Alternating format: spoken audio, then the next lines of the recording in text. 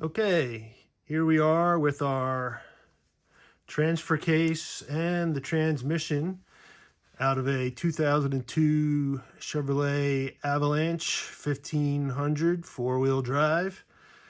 The transmission has a couple trouble codes, but for right now, we're gonna concentrate on the transfer case.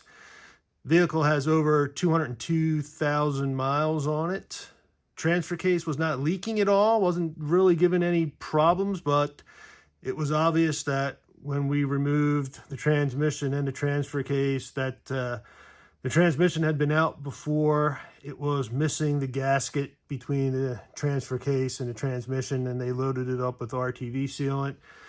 So it probably could use some help as well. Still has its original tag, so it's a 246 GM. Still has its original barcode sticker on it as well. As we look around, we can see that all of the original fasteners, all the vinyl cladded case half bolts are all actually still in good shape. So none of them have rusted. We were able to get all the wiring harnesses off and keep all the original clamps in place.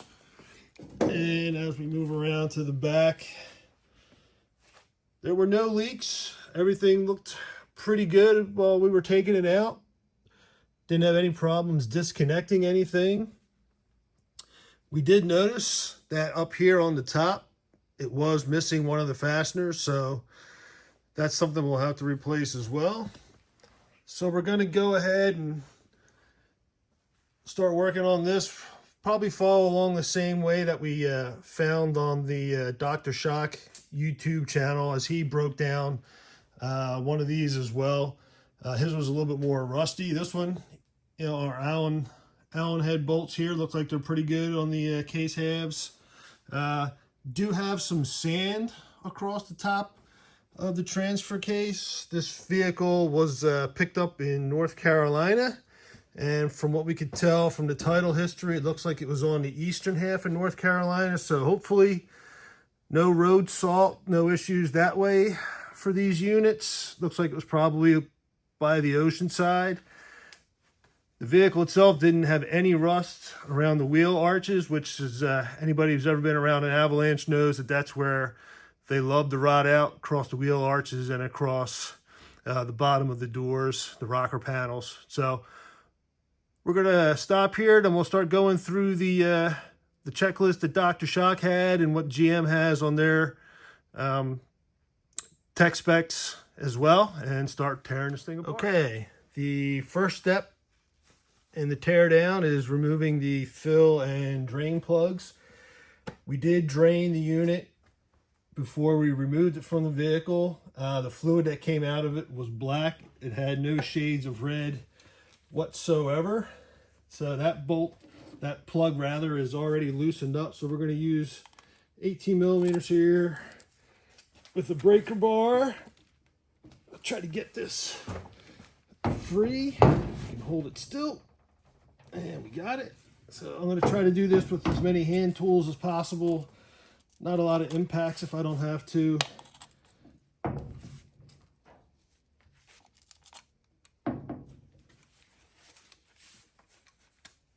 Just to keep things simple. Like we said, there's not a lot of rust on this unit, so hopefully things should break loose relatively easily.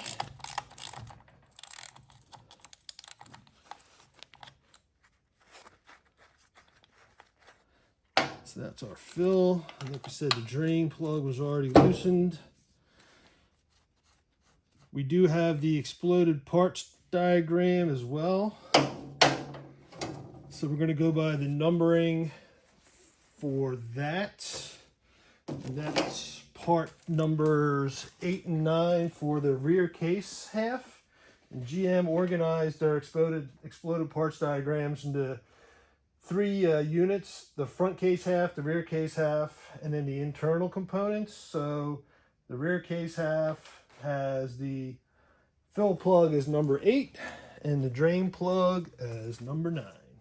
And next up is the encoder motor bolts. There's 3 of them, 15 millimeters, and the encoder motor itself. So we got 3 bolts, and then the encoder motor as well. All right, so encoder bolts on the front half case are part number 29, and the encoder motor itself is part number 28. So we got our bag here for the bolts.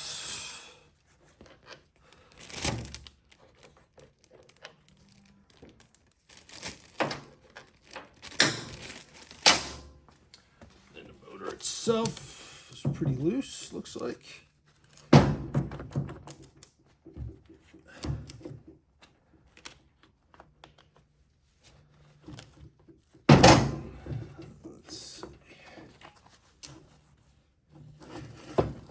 Go. And there's a gasket on here as well. So here's our encoder motor. Looks pretty good in there. And from our exploded parts view, the gasket, also called the actuator insulator, is part number 27, so we'll get that tagged and bagged as well going forward. And next up is the vent tube right here. So we just gotta wiggle this guy up and out, and it does have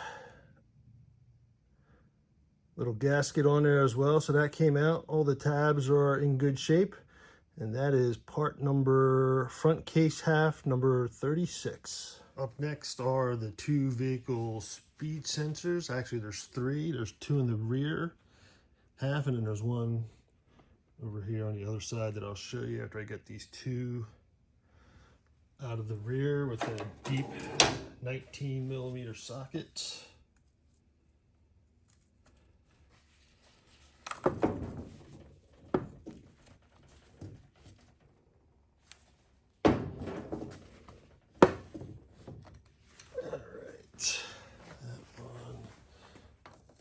This guy, these are not on very tight at all. They are the same part number, but we're going to keep them separate. Right hand, left hand on the rear case half.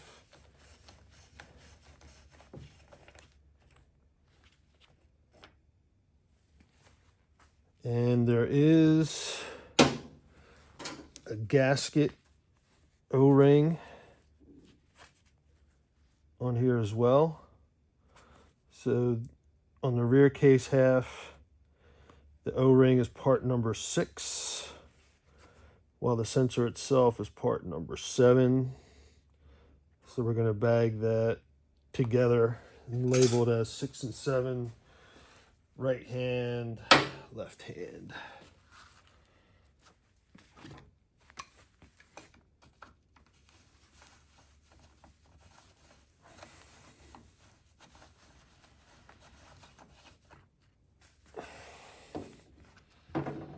And our O-ring came out with it as well. And let's spin this around.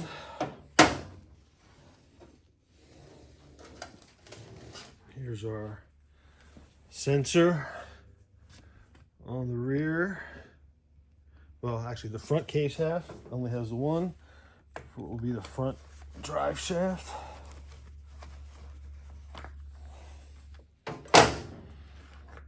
And again, the O-ring came off on the sensor, didn't stick in the bore.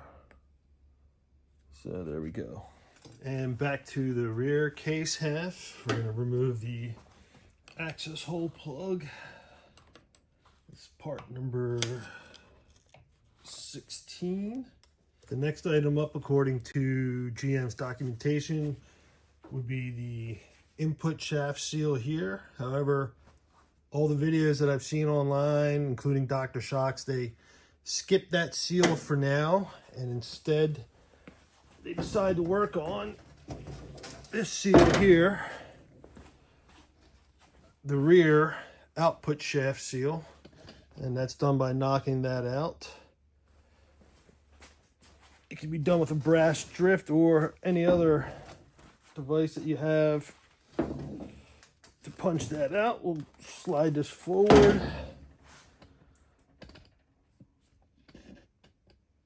And then try to knock it out with a hammer. And real careful with the screwdriver so we don't damage the case.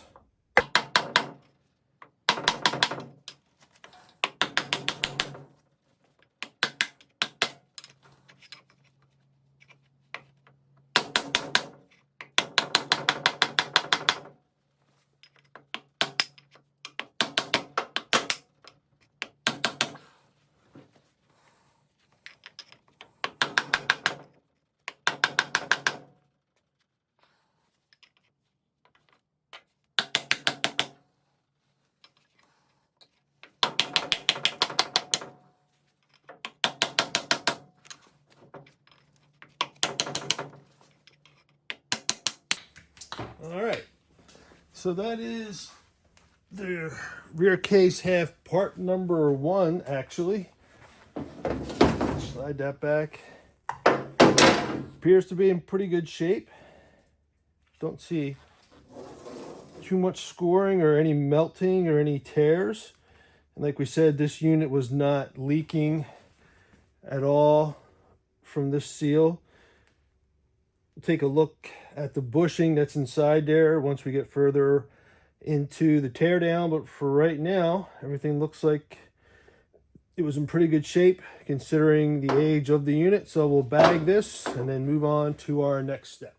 With that rear case half, rear output seal removed, the GM documentation does recommend pulling out the bushing in there, but again, they had a special tool, and we're going to hold off on that. So the next one will be all of the case half bolts. We're going to try loosening them all up first with a breaker bar by hand. Then or at least we'll do the top half first. We'll remove these two first so that we don't ruin any of these brackets that we have here. Then we'll flip the unit over and break loose the ones underneath. Then we'll just use an electric tool, an electric ratchet to buzz them all out quickly, but I'd like to try to break them all loose first by hand if possible. So that's all of the rear case half case bolts. Those are part number 10 on the rear case half. With that out, we should now be able to get a screwdriver into the two locations that are set up on the case. Find them. Yep, there's one right here. Yep, so that separated the case for us right there. Switch it back around. And let's see, try to get it down for us a little bit. And there's another one right here. So that's made just for that. And the next step, after we bag up our bolts, we'll get our snap ring pliers. And we've got a snap ring right down in there. We'll loosen that up and slide the rear half of the case off of the unit. Next up is the rear case half. We're going to try to use our snap ring pliers and a screwdriver to get the snap ring loose. Get it off of the case.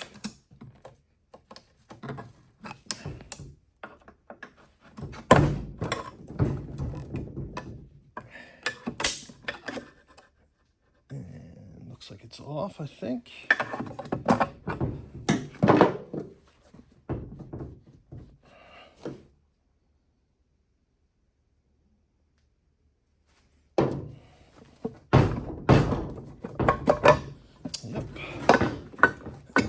now it's just getting the case away from the rest of the transmission. And we got the case up and off. Nothing too bad.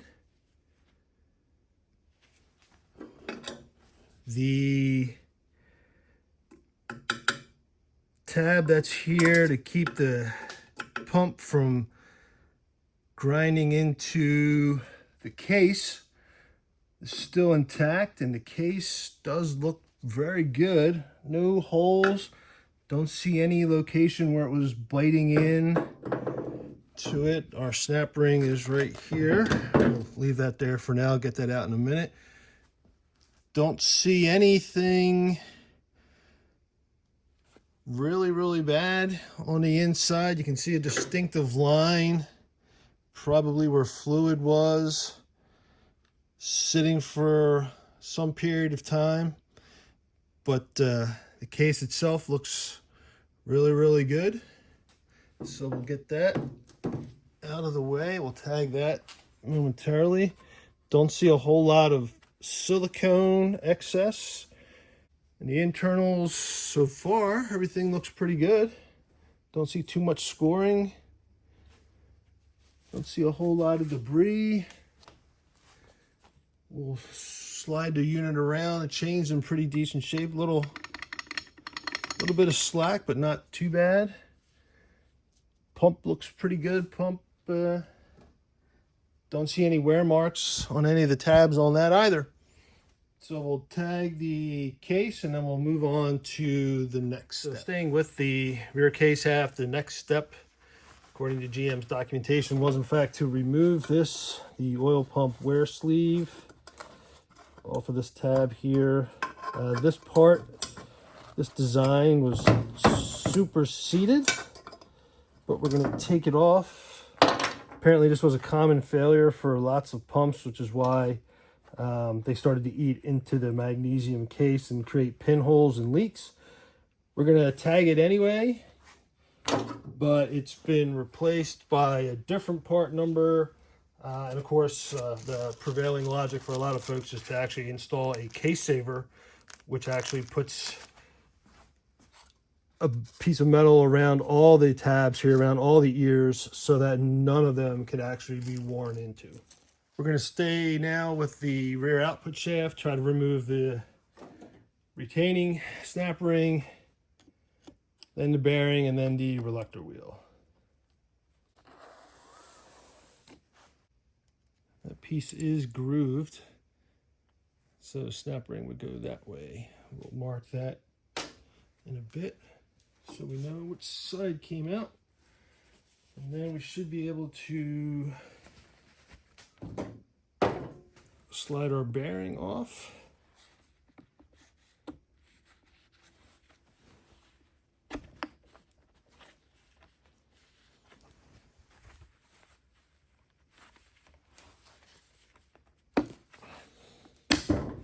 Yep. And then our reluctor.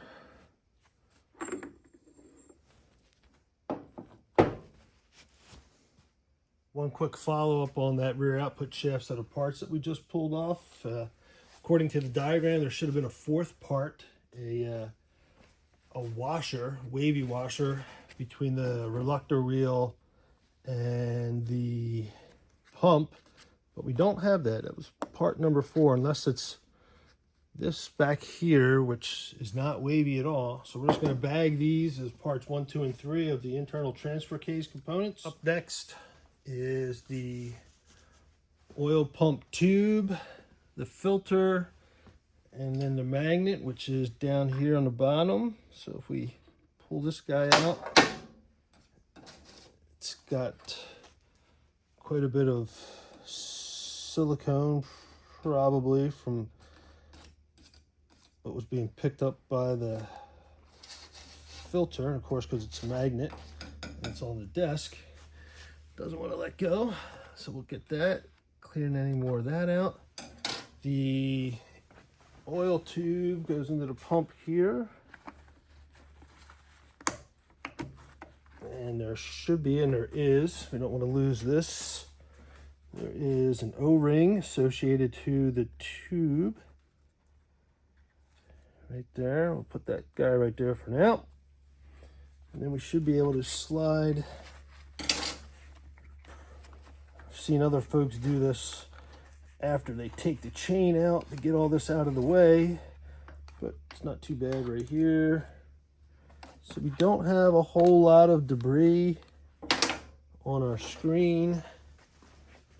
Again, just looks like pieces of silicone. Nothing major, no metal pieces for sure. So filter screen looks pretty good. Like we said, not a whole lot of junk on it. The O-ring for the tube looks pretty good as well. When we replace all of it, we'll probably get a new ring, but we'll just keep that one around as well. The tube is in good shape. So we'll tag these all up. With the tubing and filter out of the way, the next piece is actually the pump itself. Don't see anything glaringly wrong with that either. Don't see a whole lot of scoring. Don't see a whole lot of problems. Then look at where this hole is compared to the gears. So we'll look that up in the book and then see what the book says as far as what we have, and then we'll bag the pump. So looking through the documentation, from what we can see with the hole here, this is the redesign shaft type 1. Type 2 is actually the original, just for informational purposes, so we know going forward what type of output shaft we have and how the oil galley was configured on this unit. So for this unit, the next piece to come off is the drive sprocket retainer ring. Let's see how well we can get this guy off compared to how we did those other rings. Okay, so that guy, will mark him as up facing that way. That is part number 9. Nope, sorry, part number 7. The drive sprocket retainer ring of the internal transfer case components.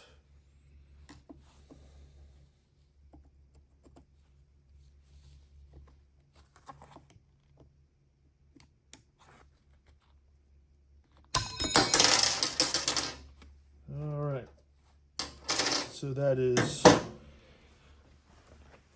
the drive sprocket retainer ring.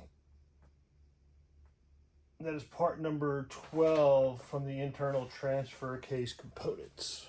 And with both retainer rings removed now, we should be able to slide both units off together. We'll just put it down right here. And we've got 3 blue links in our chain to help ID the chain type. 3 blue links, I believe it is, and there's a number on them as well. Looking inside the case, again, not a whole lot of issues that can be seen. With the sprockets and chain out of the case now, the next step, according to GM's documentation, is to remove this entire assembly here, which should come on out as one big piece, which it does.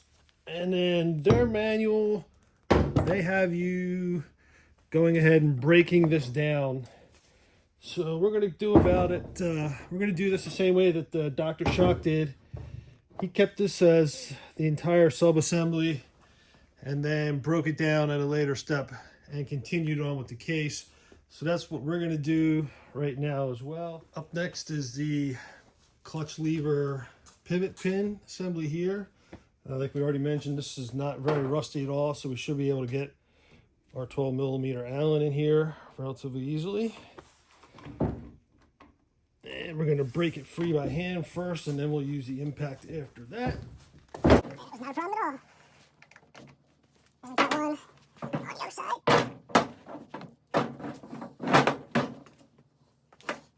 I did spray these with some penetrating lubricant a couple days ago in anticipation. So this one came right out as well, so no biggies there. Won't even need the impact after this. So for this here, there should be a pin, a washer, and an O-ring. And as we can see, we've got the pin itself, the washer, and then the O-ring is underneath the washer for this one.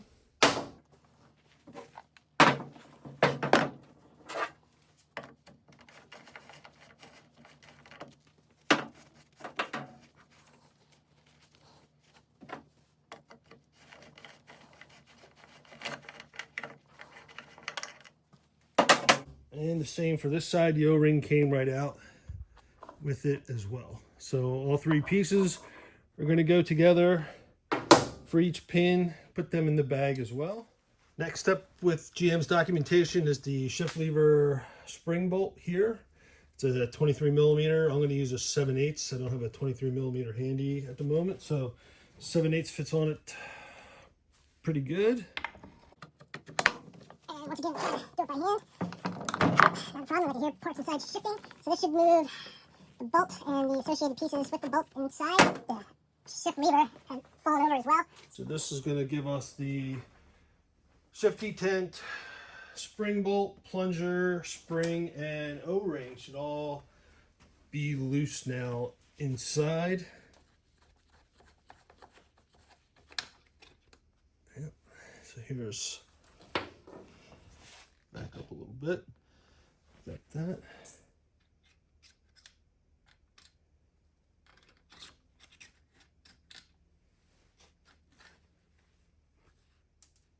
Here we go, spring and plunger. And there is an O-ring on the bolt as well. So we're just going to leave that on there. We're going to bag all these together as it's listed. And then if we spin the unit around, you can see our shift levers come out. We'll bag that as well. Next steps are going to be the shift fork assembly. So this should just slide right out. And it does. We've marked it, which was facing the rear of the case. Set that down. Doesn't look like it looks like it's a little scored here at the bottom and at the very top, possibly a little bit. You can see a difference in coloration here a little bit.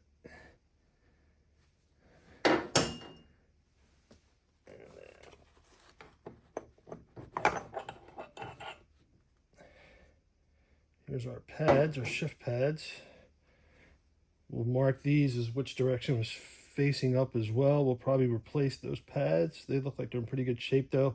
Almost makes you wonder if this unit was rebuilt previously with how well most of this looks. And again, our gears are looking good as well. We'll double check them. Don't see any excessive wear on any of these. Next up on the front of the case is going to be the input shaft seal. The GM documentation says to get a screwdriver in there and try to pry it out without damaging the surface. We're going to try getting a screwdriver in here and deforming the seal a little bit. Rearrange the case a little bit, have it with the input shaft up. And we've got the seal up a little bit here on this side.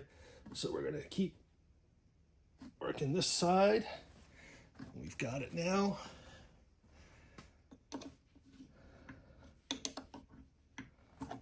Pop that out. So that's our input shaft seal. Obviously we'll be replacing that. And then inside we have another snap ring. So we'll work on getting that out next. Next up is the outer retaining ring on our input shaft. Okay, a lot of work for that. Hopefully we didn't score anything too bad along the shaft here. Next, we'll flip the unit around. We should be able to pull the planet out, I believe. I believe the planet should come out now. Yep. All right. Here's our 1, 2, 3, 4, 5, 6 pinion planet gear set. And we'll look at the shaft here. Make sure we didn't score it too badly while pulling that snap ring out. Hopefully we'll be able to Scotch Brite that. Clean that up a little bit. Make sure it's good. Don't see any gouges on it. Next we're going to work on the planet here. We're going to remove this snap ring.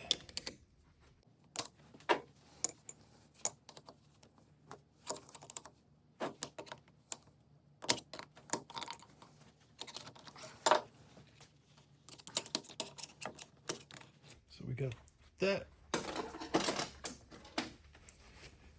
This retainer ring, and then there should be a washer on top of this.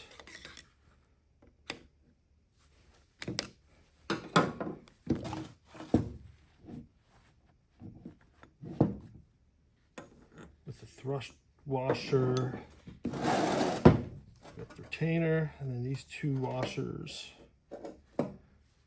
Input gear should come out now. That, and we should have another thrust washer out here as well. Let's see which one this one wants to come out.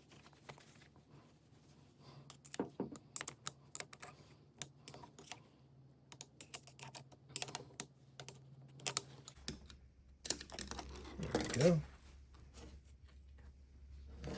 Just like that. So we will mark all of these as well, tag them, just as we had. Again, everything looks pretty good, nothing scored badly. Everything looks good inside the planet as well. Still inside the case, we have the input gear bearing and the retainer ring that we're going to try to get out next.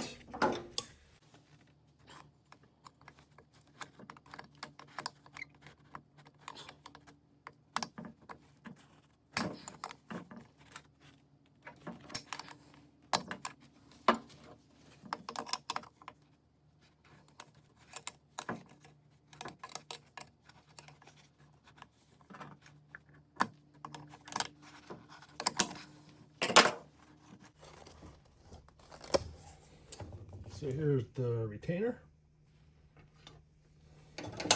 ring, and then I believe the bearing.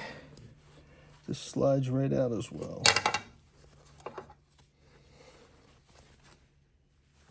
So we've got the bearing as well.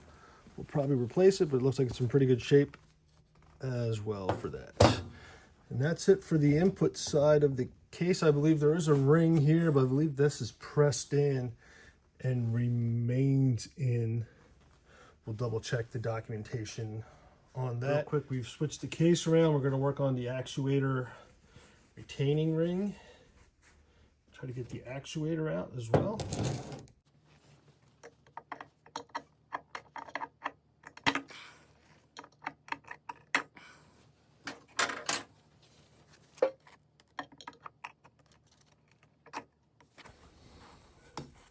All right, there's the retaining ring here, and that should allow the actuator to slide through, and we can see some of the needle bearings are coming out, so we'll replace that as well. We'll pull that out with a blind hole puller. Here's our actuator. So we'll bag those up, and we'll knock these this bearing out and replace it with some new ones. Next up is going to be the input shaft pilot bearing. We don't see any problems with it, but it's a part that can be replaced pretty easily. So we can see here, get a good look at it so we know about how far we have to go down when we reinstall it. To pop it out, basically you just use a brass drift and knock it down. So we have one of those. Should be able to pop it on down.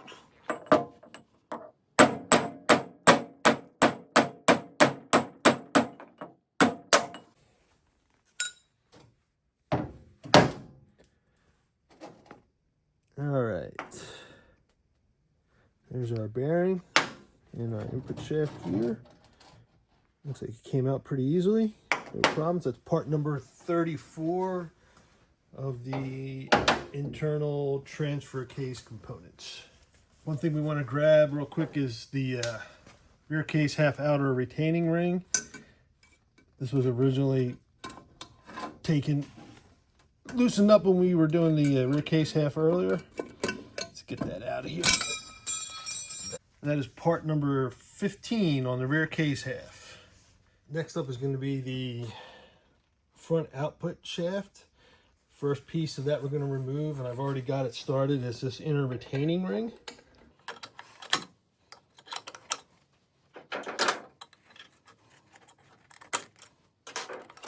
All right.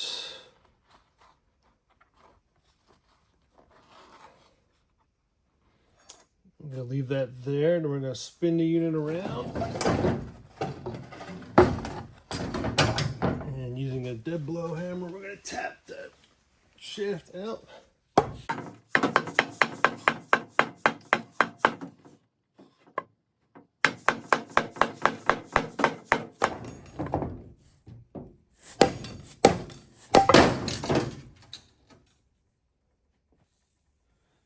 Okay. Here's our seal. You can see it was a little rusty here on the front. Not too bad though. Should clean up with some Scotch-Brite, hopefully. Bearing feels pretty good. So we'll go to the next steps, which are to punch the seal out from inside the case to out, and then we have to remove the retaining ring here, and then we'll pull the bearing off. Next up is going to be our front output shaft retaining ring and the front output shaft bearing. Just going to try to get this retaining ring out of its slot just a little bit, try to get it up. I'll try to pull it out.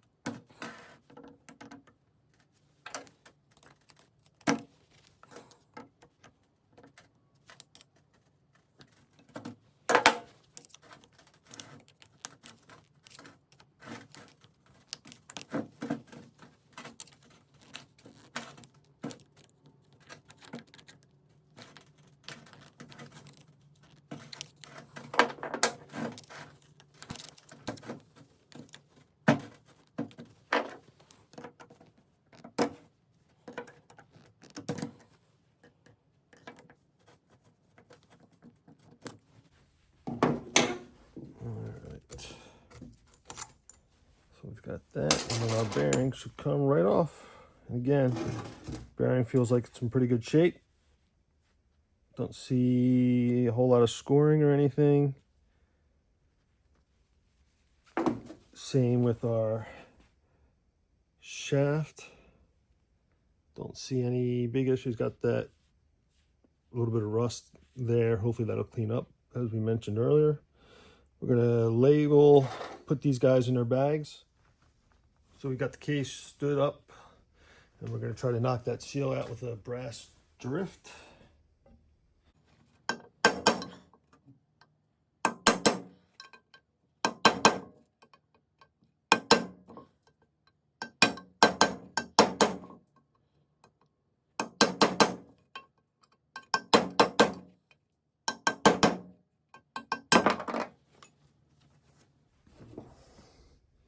So we can see that there was some staining there on the one side of it. Did stay together while we were knocking it out. And this was a little tight to turn. but overall, not too bad. That doesn't look too bad either. No, don't see any scarring or anything. Nope. Looks like it should be pretty good. So real quick, there were a couple things on the front output shaft that could have been removed as well. The reluctor ring, which is in good shape, and we're going to leave that on. And same for this plug that is down here at the end. We don't think it's leaking. You would just basically use a brass drift and punch it out from the top.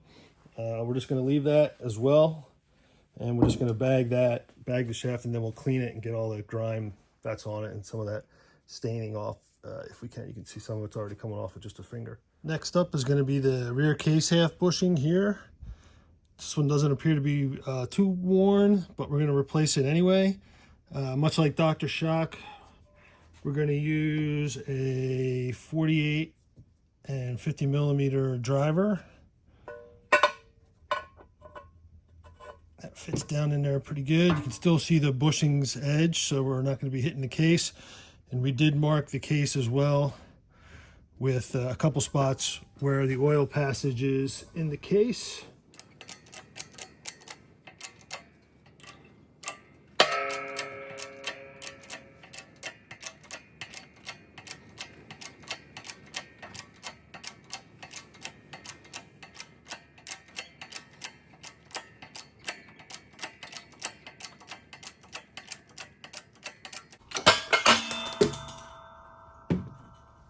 Real quick, now that that's out, we can take a quick look inside.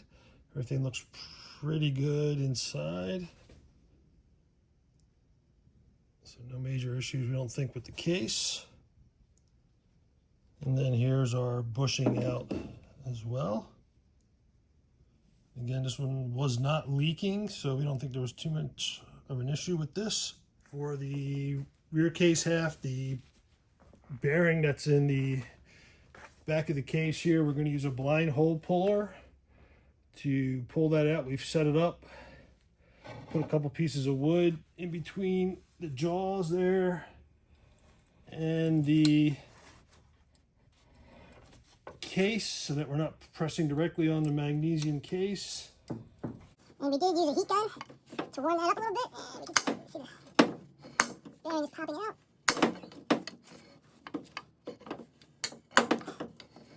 We have some of the wood moving, but doesn't look like the bearings coming out even.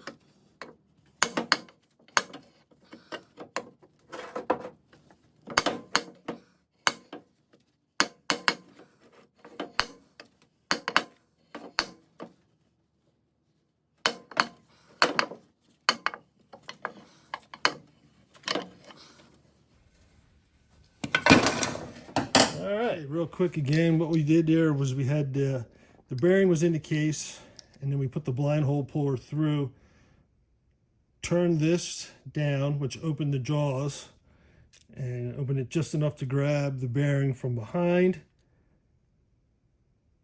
tightened it up with the adapter, and used the two pieces of wood to put them on the case. We weren't pressing against the magnesium case.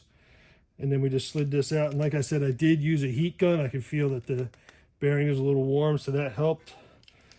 Looking inside the case, we can see that it looks pretty good as well. Again, no scarring.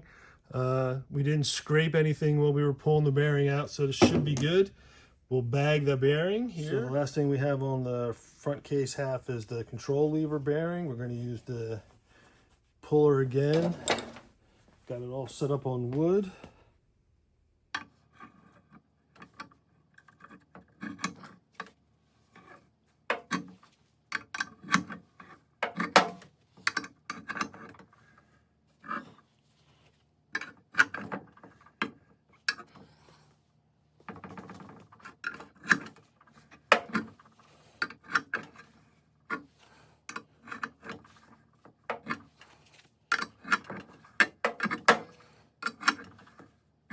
Again, we just had to make sure that we only grab the bearing, didn't grab the case from behind, and you can see it's coming out pretty.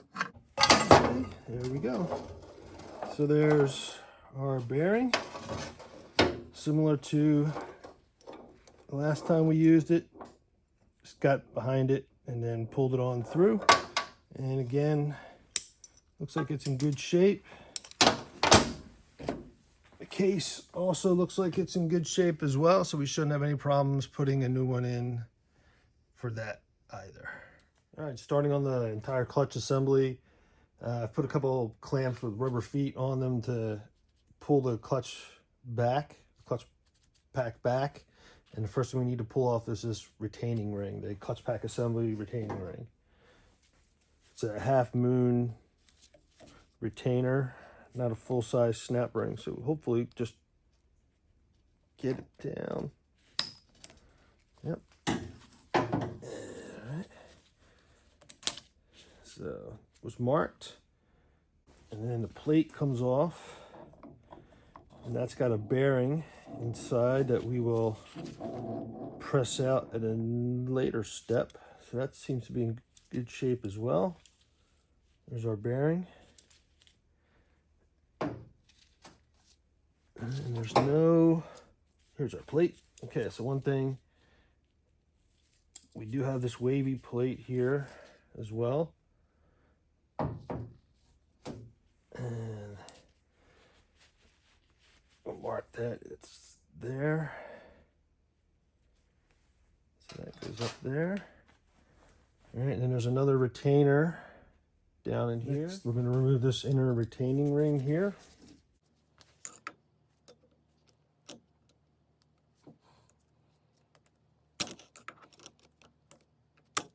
All right, got started here. Just gonna get it out of that spot there. Looks like.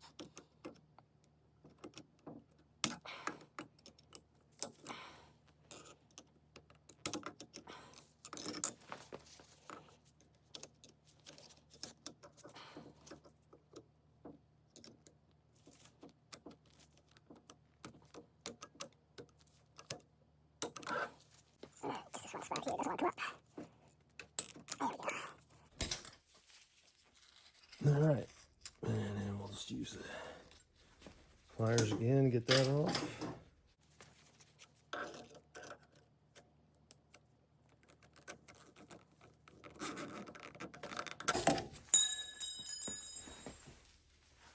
All right, there's that, and then inside there we've got this piece here.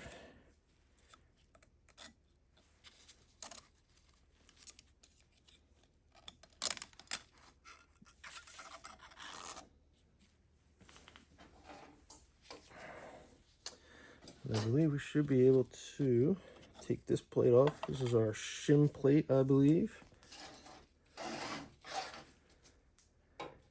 And then we've got our clutches and our steels Inside of this, so we should be able to take all that down.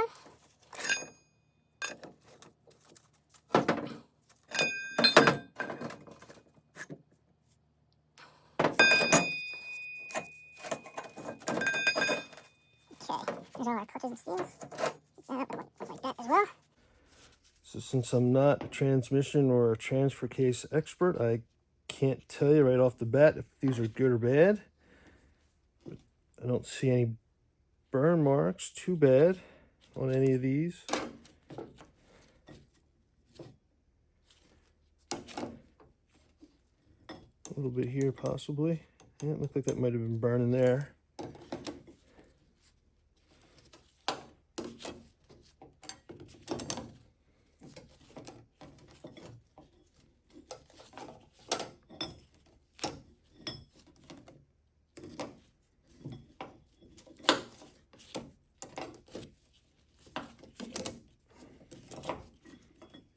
So again, most of these look pretty good. We're a couple of steels that look like they got some burn marks on it. That looks like a burn there, possibly. Possibly in here, some burning.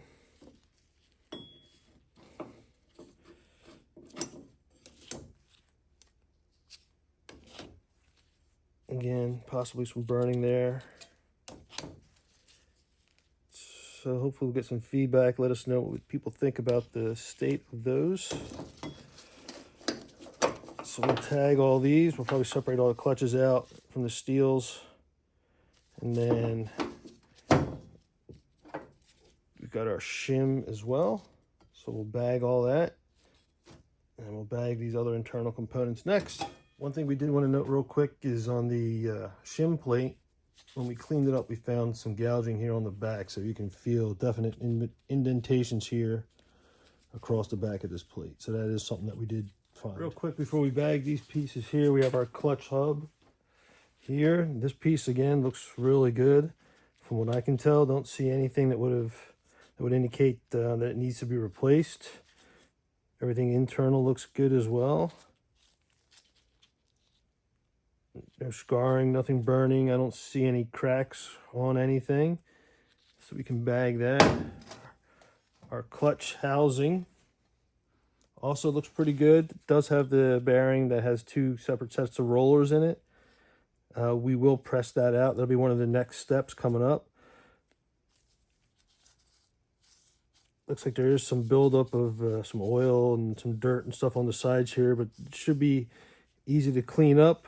Again, don't see any cracks, don't see any scarring, don't see anything burn on either side, just some dirt. Do want to talk about the rear output shaft as well before we start pressing out the last of the bearings?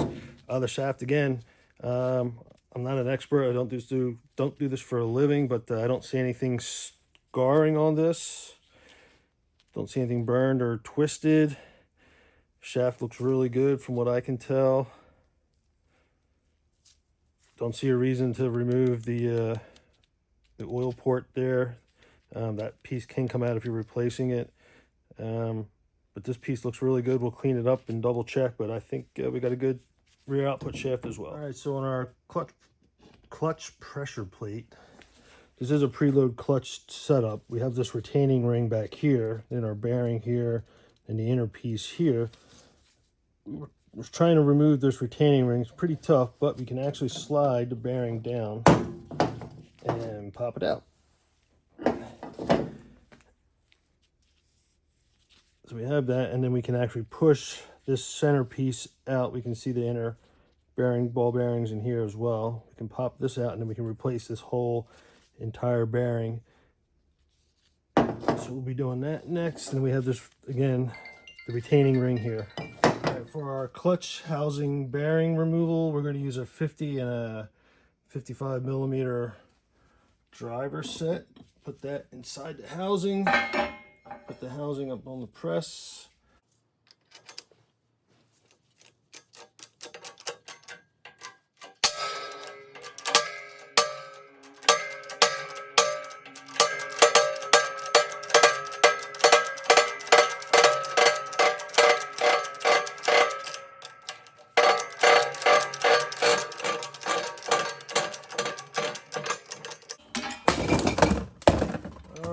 Had a box down below that to catch all that.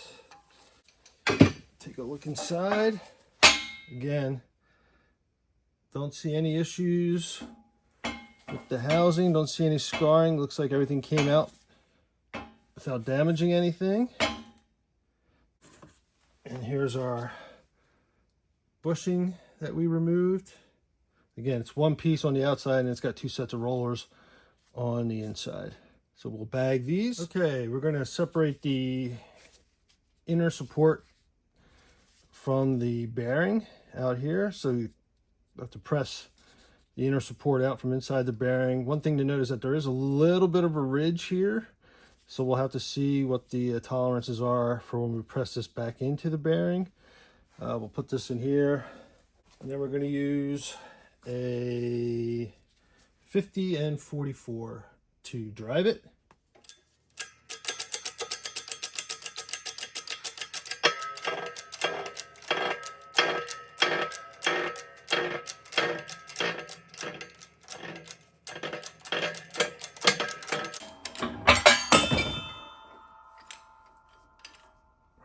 All right, so here's our bearing. Again, looks pretty good. No scarring, but we'll probably replace it anyway, just to be safe. Is our inner support. Again, looks pretty good. Don't see any issues, no scarring on this either. So we'll bag these last two pieces and then check to make sure we have everything. All right, folks, just one quick last video here just to show the entire disassembly here laid out on a table. Everything has been labeled with which case component it came from, and it was put in a bag if it was small enough to go into the bags that I had available. Otherwise it was sitting out like the case halves and the rear output shaft. But everything is here, all labeled, all ready to go. Next part will be cleaning, and we'll look at the reassembly steps, and we'll probably clean things as we go along if we need to. We're going to go through all the parts and order what we need, and then we'll start up again after we start cleaning stuff and ordering stuff.